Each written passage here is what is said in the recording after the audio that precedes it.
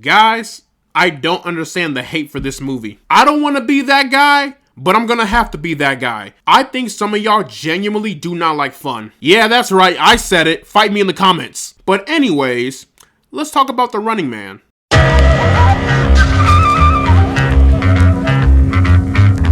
So, The Running Man is a remake of the 1987 original film, The Running Man, which is also based on the Stephen King novel. The film is directed by Edgar Wright, and it stars Glen Powell, Jamie Lawson, Michael Cera, Katie O'Brien, Lee Pace, and Coleman Domingo. Desperate for money to save his sick daughter, Ben Richards joins The Running Man, a deadly competition where contestants must survive 30 days while being hunted by professional assassins. So the reviews for this film overall have been pretty mixed. Some people liking certain aspects of it, some were calling it underwhelming and a disappointment, and there were even individuals that thought the film was flat out terrible. And to give you guys my brutally honest opinion, The Running Man is not that bad. It's not a fantastic film, but it's not one of the worst films ever made. Like, let's relax, guys. Just so everyone knows, I have never seen the original Running Man with Arnold Schwarzenegger, and I have never read the novel by Stephen King. I am judging The Running Man as a film on its own. And despite a few flaws, the film as a whole is pretty entertaining. First off, the action is awesome. Throughout the entire film, the action is just non-stop chaotic. It's always one thing after another. If it's not escaping a shootout through the sewers, it's fighting a bunch of assassins on an airplane. The action is well edited and beautifully choreographed. I like the approach that Edgar Wright takes when it comes to these one-shots. The scene where Ben Richards is running away from the assassins in that apartment hallway was one of the best moments in the entire film. There was another scene where Ben is on the run and he's hiding out in the trunk of this vehicle as it's transporting him from point A to point B. And we get these beautifully executed locked on POV tracking shots of seeing all the action and the chaos go down. And in my opinion, Edgar Wright masterfully pulls off that immersion. The action is violent, brutal, and cold-hearted. I thought Edgar Wright did a great job showing us this utopian America where giant corporations and executives are controlling the media. And we all know, if you control the media,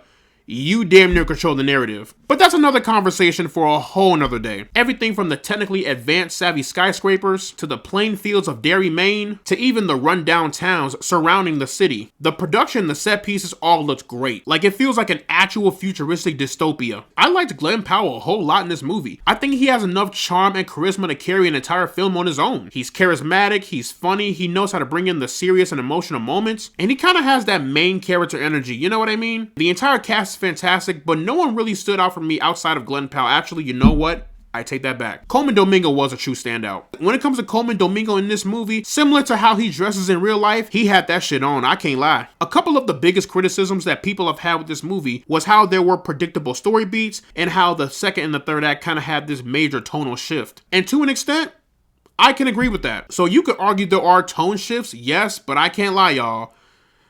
I don't care. I had a ball watching it, so it didn't affect me, so that's just me. I will say this though, the film does offer great stakes. Like, I do feel that the stakes are genuinely high in this movie. Like, anyone can go at any moment. So I appreciate that. And I'm glad the film didn't really make our main character stupid. He makes choices that I feel like a lot of us would probably make if we, were trying to take down a whole network or corporation. This film really highlights how the rich 1%, or those that are in wealthy positions of power, or those that are just wealthy in general, views poor people and the overall working class. The film really shows that those who control the media control the narrative. And when you control the narrative, you have all the power in the world damn near. Maybe I'm that one friend that's too woke, or maybe I'm just talking out of my ass. I don't know, but you get what I'm trying to say. But in the end, guys, The Running Man is a truly fun film. It's definitely not one of Edgar Wright's best films. In fact, he has made plenty of movies better than The Running Man. In fact, I would argue this is one of his more weaker films in his catalog. But for me to sit up here and tell you this film is not worth your time would be disingenuous. So, plugging The Running Man. Into the rank system, I am placing this one into the pass zone. But yeah, y'all, that is pretty much my review for The Running Man. Let me know down in the comments section below what you guys thought about the film.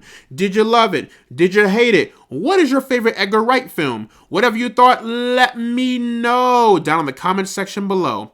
And as always, guys, leave a like and subscribe if you want to see more, and I will see you all in the next one.